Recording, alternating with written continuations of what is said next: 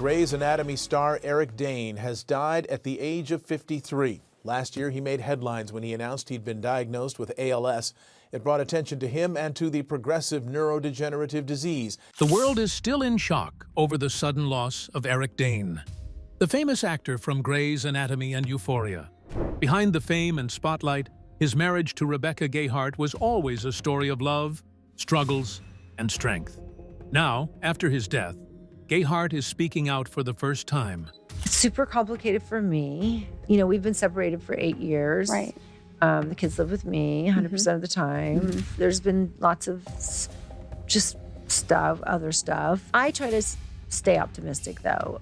Giving a look into the good and bad times of their life together and the private challenges no one knew about. What will she reveal about their relationship, the hardships they faced, and the bond that kept them together through it all? Join us in this video as we discuss the details. Rebecca Gayheart breaks her silence about her, and Eric Dane's marriage. Eric Dane and Rebecca Gayheart built a relationship that on the surface looked glamorous and exciting.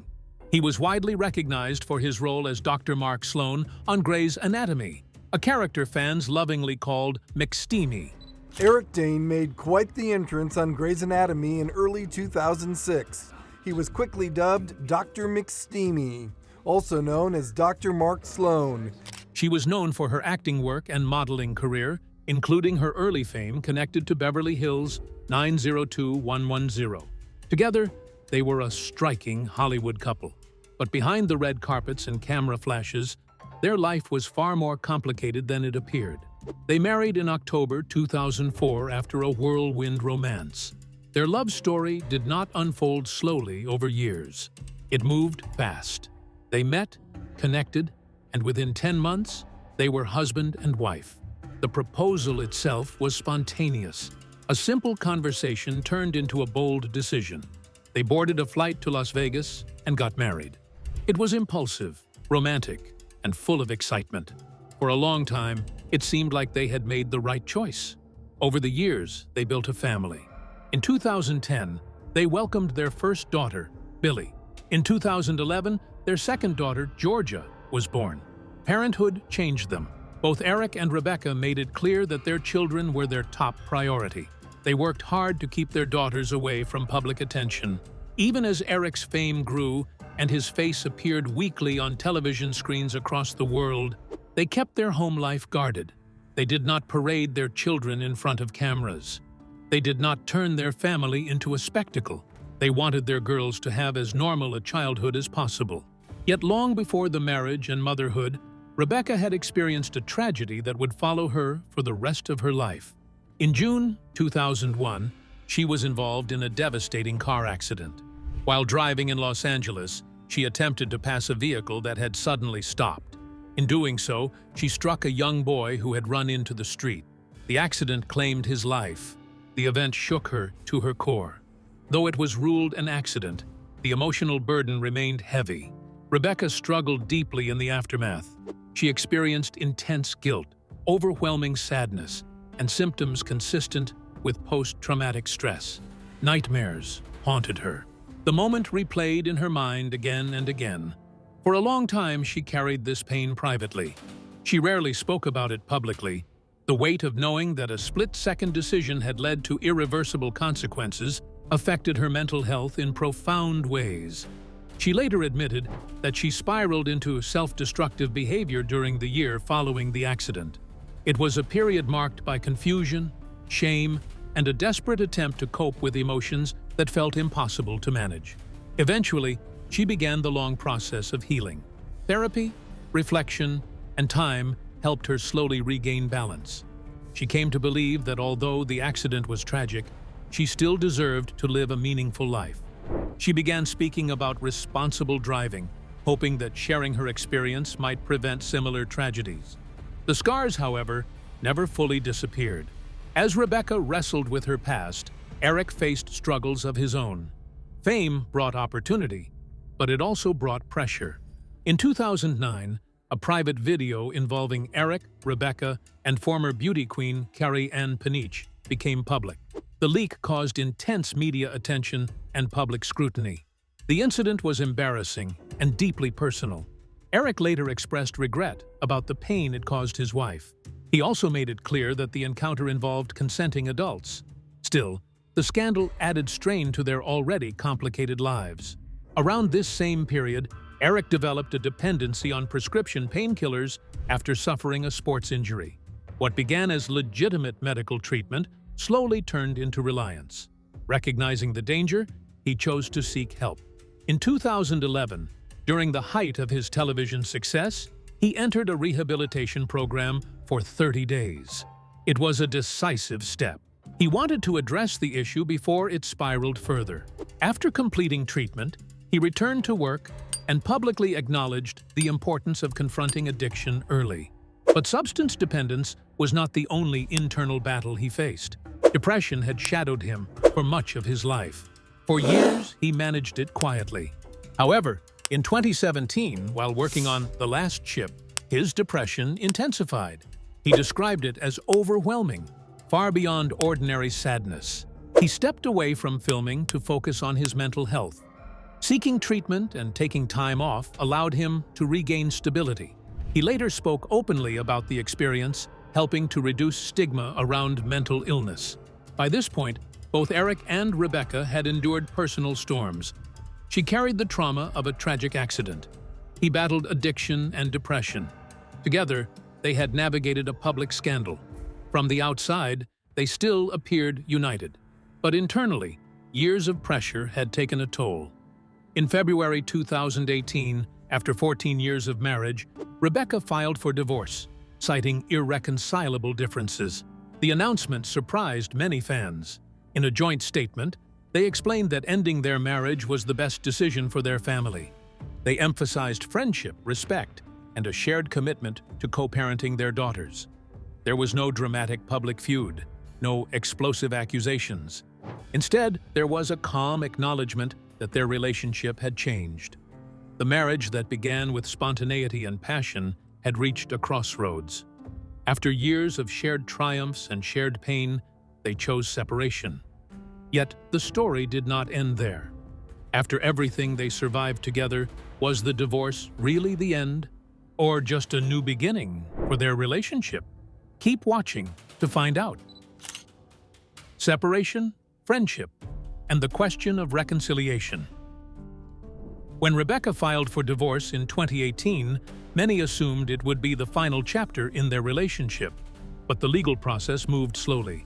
In fact, the divorce was never finalized. Years passed without a formal conclusion. This unusual pause led to speculation. Were they uncertain? Were they reconsidering?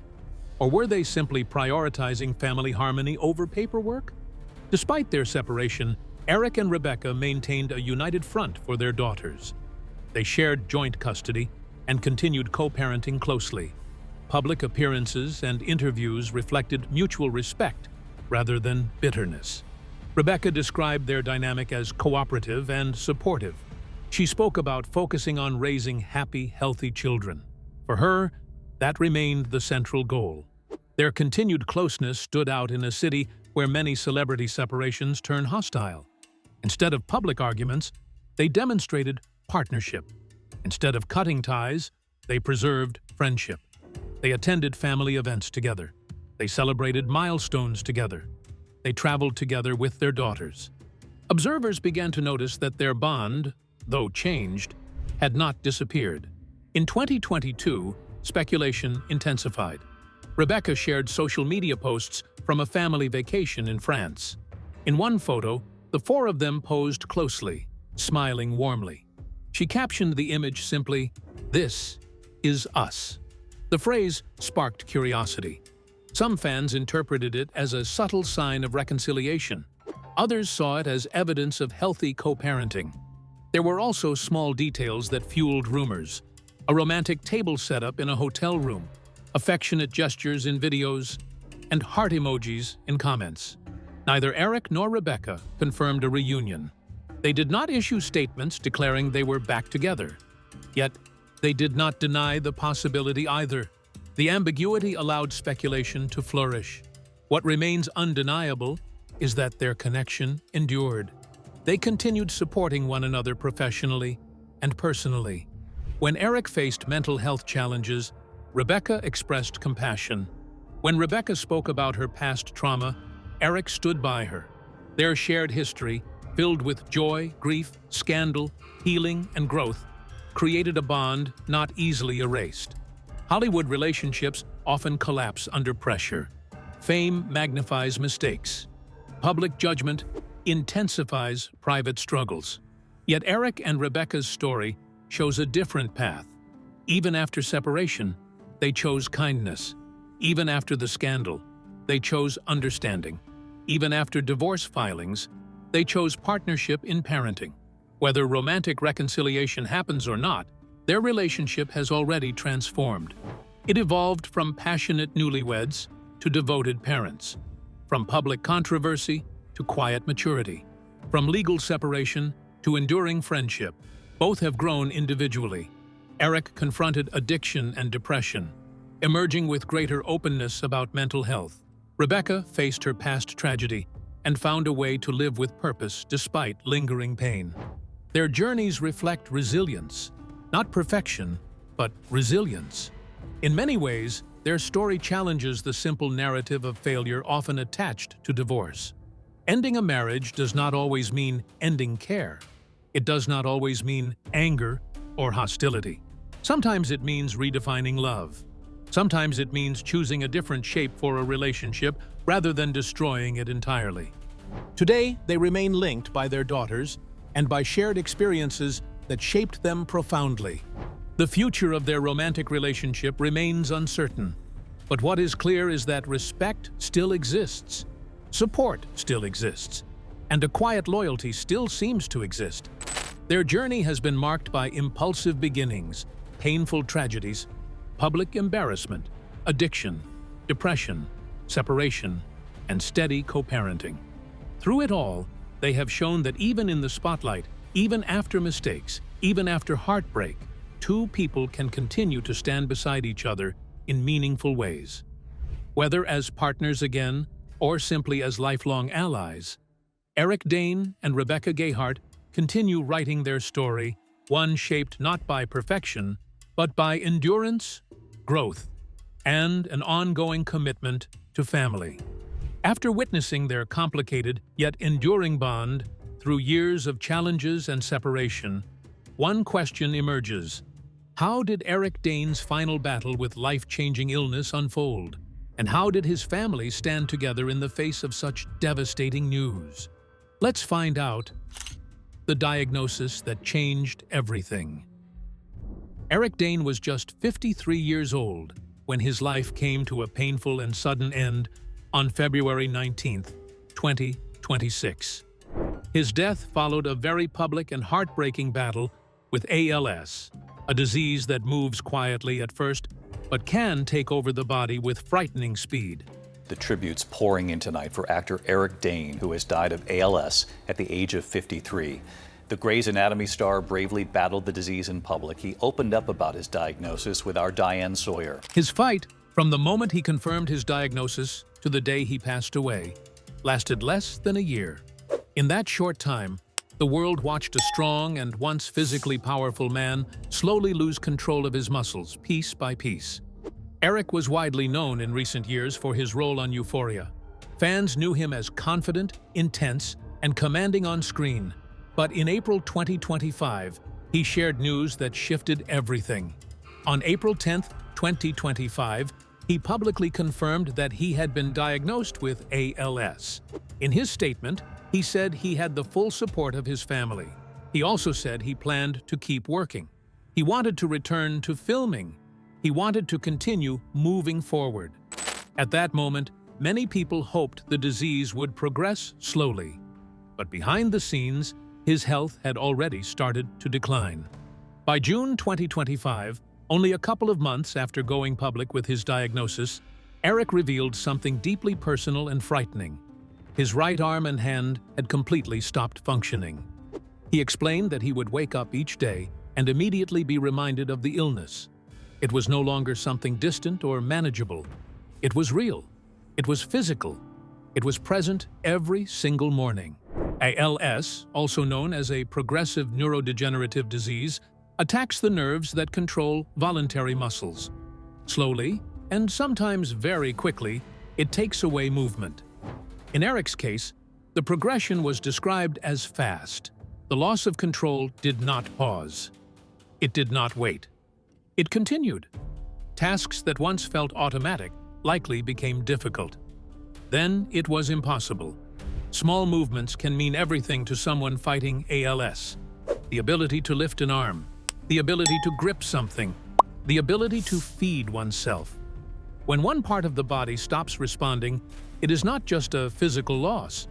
It is emotional, too. It is a reminder of what is coming next.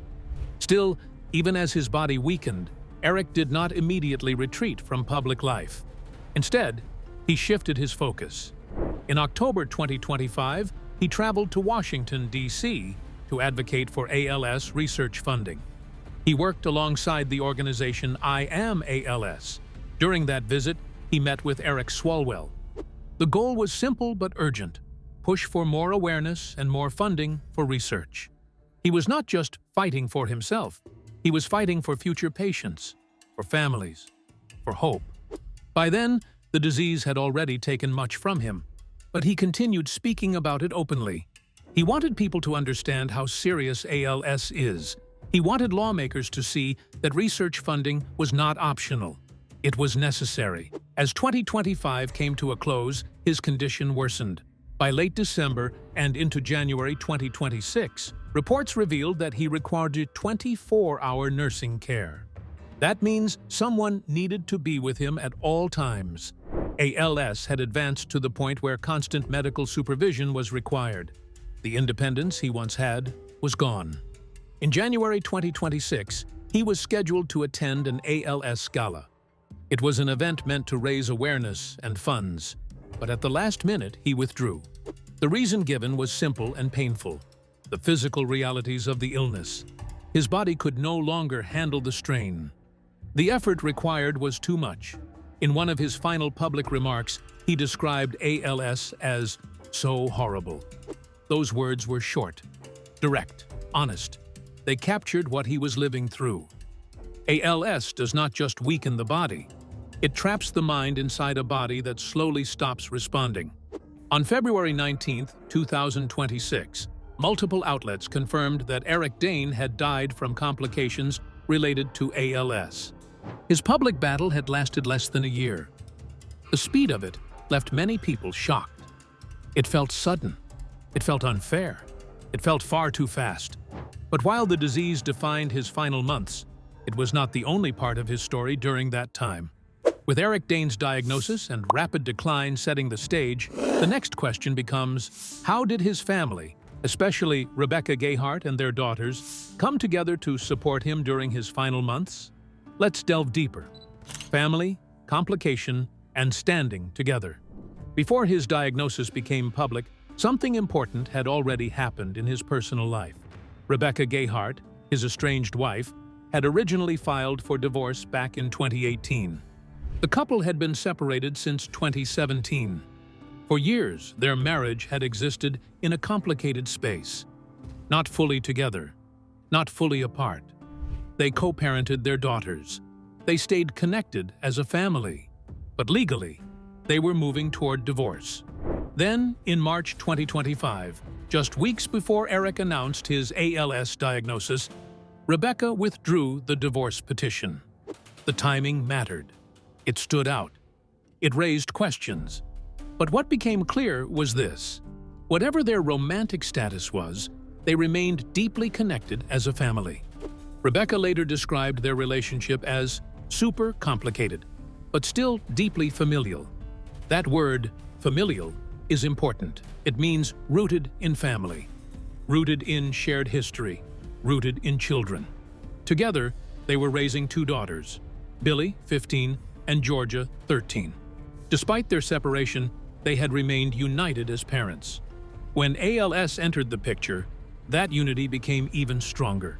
As Eric's condition declined, family support became central. Reports indicated that Rebecca was actively involved in securing care for him. When he required 24-hour nursing assistance, She was reportedly battling insurance companies to ensure proper support. That is not a small task.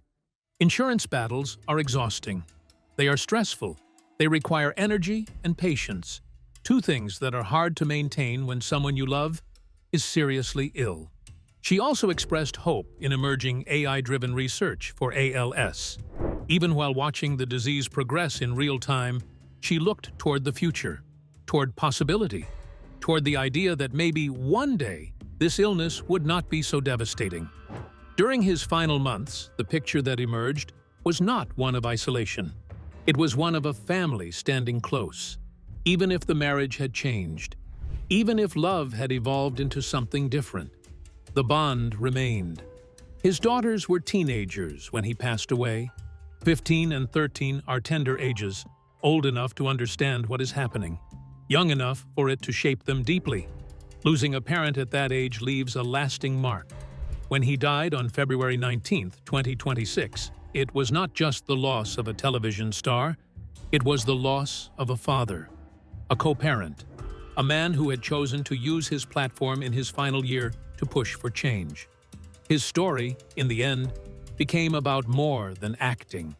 Yes, he had a career that spanned years. Yes, he was known for powerful roles and strong screen presence, but his final chapter added something else to his legacy: advocacy, honesty, vulnerability. He spoke openly about ALS. He described it plainly. He did not soften the reality. He showed what it looks like when a disease moves quickly. He showed what it looks like when a family stays present through separation and struggle. For fans around the world, his passing felt sudden and painful. For the ALS community, it was another urgent reminder of how aggressive the disease can be. His public fight lasted less than a year, but in that short time, he helped shine a brighter light on the need for research and funding. He leaves behind 2 daughters.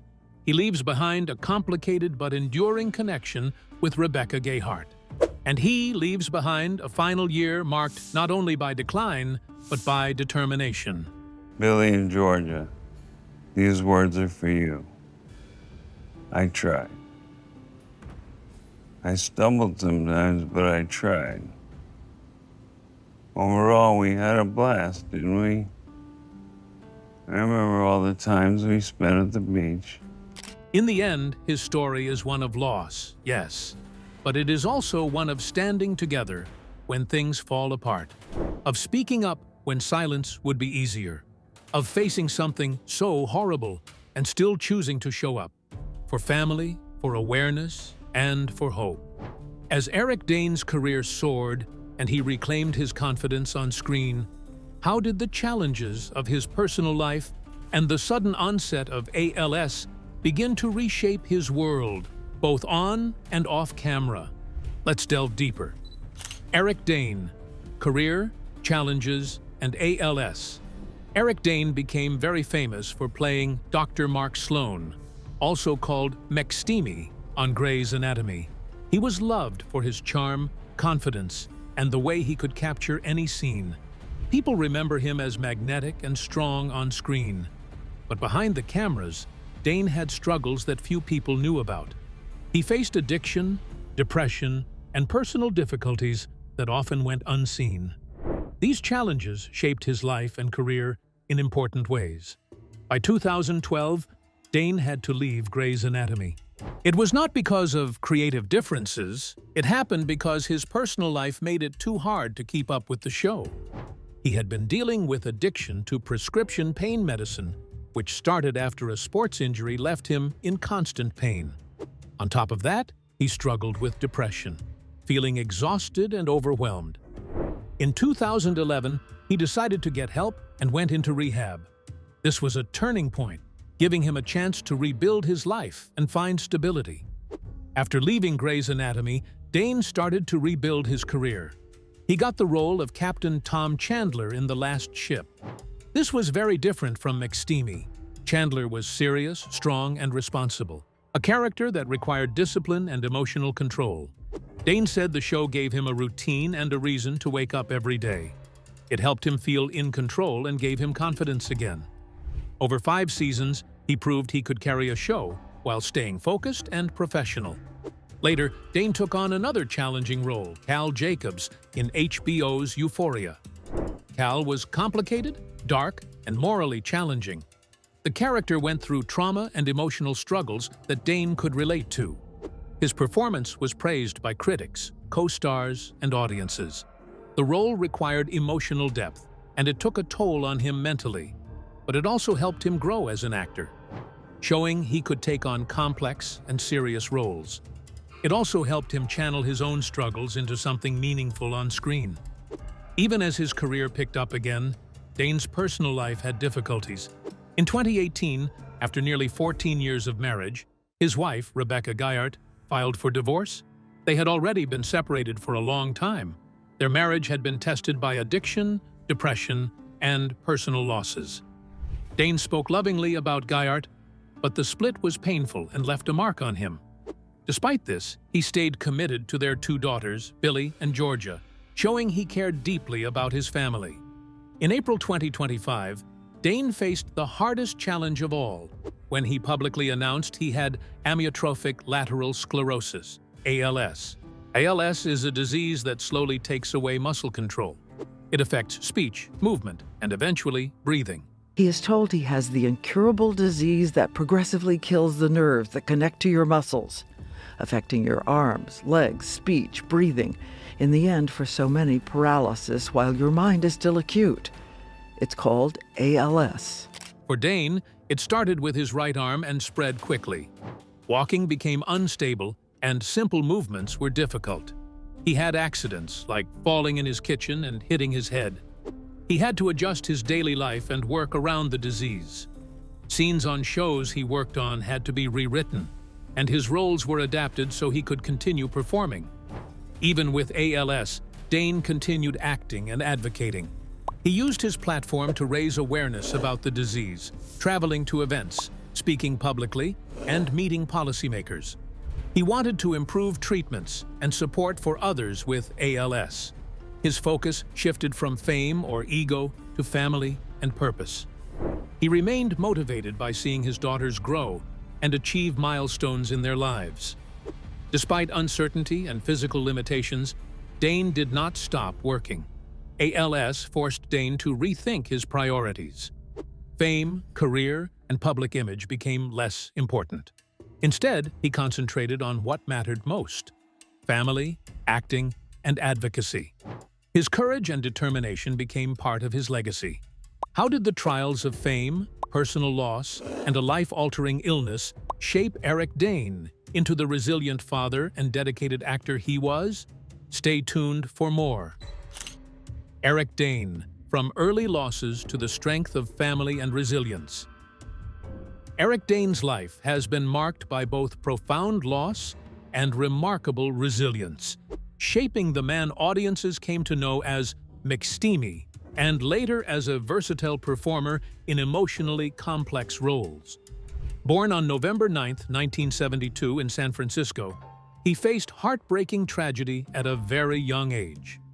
When Eric was just 7 years old, his father died by self-harm, a devastating event that left a permanent mark on his childhood. Not long after, his grandmother, someone he was extremely close to, passed away suddenly from an aneurysm. Losing two pillars of love and stability in such a short time forced him to grow up quickly. Raised by his mother, he learned independence, emotional endurance, and quiet strength long before most children his age. During his years at San Mateo High School, Eric stood out as a talented athlete. He excelled in basketball and swimming, and many people believed he had the discipline and physical ability to pursue sports at a professional level. But everything shifted when he took part in a school play. Stepping onto the stage awakened something unexpected. Acting gave him a sense of expression and purpose that athletics never had. That experience changed his life's direction entirely. At 21, he made the bold decision to move to Los Angeles to pursue acting seriously. The beginning was far from glamorous. He worked odd jobs, stayed with friends, and accepted small television appearances just to stay afloat. Early roles in shows like Saved by the Bell, The Wonder Years, and Roseanne helped him build experience and confidence though widespread recognition remained out of reach. His first major breakthrough came when he was cast as Jason Dean on Charmed, playing the romantic interest of Phoebe Halliwell. The role earned him attention and proved he could command the screen. Still, it was his portrayal of Dr. Mark Sloan, nicknamed McSteamy, on Grey's Anatomy that transformed him into a household name. The character's charm, confidence, and emotional depth made him a fan favorite and solidified his place in television history. Rather than remain defined by one role, Eric continued pushing himself creatively. His intense and layered performance in Euphoria demonstrated a willingness to explore darker, more complicated material. Through film projects and dramatic television roles, he showed that he was more than just a television heartthrob. He was an actor committed to growth. Off-screen, Eric's most important role has always been fatherhood. His daughters, Billy and Georgia, are the center of his world. As he navigates serious health challenges, including his public battle with ALS, his family has become his anchor. In interviews, he shared a terrifying moment when his right arm failed him while he was in the water, and his daughter, Georgia, helped keep him safe. He described the experience as both heartbreaking and deeply moving, a reminder of the strength within his own child. Whether walking red carpets or simply taking his daughters to school, Eric consistently shows a father determined to provide love and stability. His journey has included addiction struggles, public scrutiny, and the relentless pressure of Hollywood fame. Yet time and again, he has rebuilt himself with honesty and determination. With more than 50 film and television credits to his name, his career reflects persistence rather than overnight success. In 2025, media outlets referred to him as a resilient legacy, highlighting not only his body of work, but also his courage in confronting illness openly. Ultimately, Eric Dane's story is about perseverance. Early tragedy shaped him, but it never defined him. He transformed pain into motivation, fame into responsibility, and hardship into growth. His legacy lives not only in the characters he portrayed, but in the resilience, authenticity, and devotion. He continues to show his family and the world. What do you think about the complicated relationship between Eric Dane and Rebecca Gayheart? Share your thoughts in the comments section below. Thank you for joining us as we explored the life, struggles, and bravery of Eric Dane. If this deep dive gave you a deeper look into the man behind the roles, his resilience, and the love he has for his family, don't forget to like and subscribe. Click the next video on your screen to uncover more inspiring stories. See you there.